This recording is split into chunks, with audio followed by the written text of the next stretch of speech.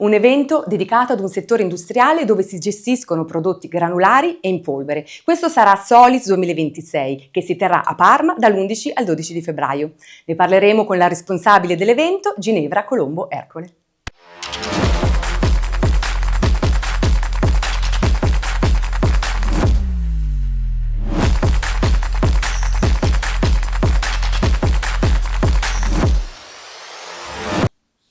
Ginevra, cos'è Solids 2026? Solids è l'unica fiera in Italia dedicata alle tecnologie di trasformazione dei solidi sfusi.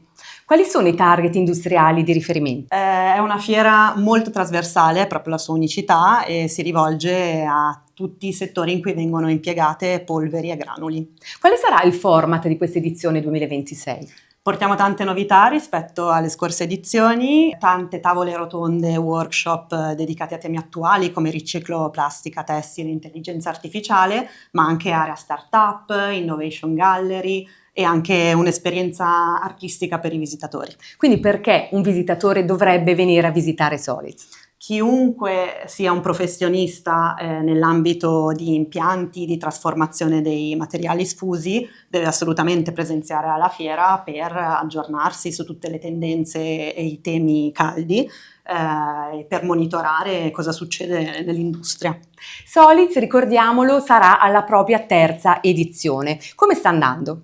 Siamo molto felici, vediamo una crescita costante di edizione in edizione. Ad oggi abbiamo già superato il numero di espositori della scorsa volta, contiamo di chiudere con 150 espositori e soprattutto abbiamo visto anche una crescita dei vari settori rappresentati, quindi non più solo stoccaggio, analisi e movimentazione, ma anche temi come software, intelligenza artificiale, automazione industriale. Anche perché va detto, sicuramente è un settore, è una parte a livello industriale che andava coperta in termini di evento. Decisamente, mancava un evento come il nostro, per il mercato, l'industria italiana è fondamentale e infatti abbiamo ricevuto da subito un bel riscontro.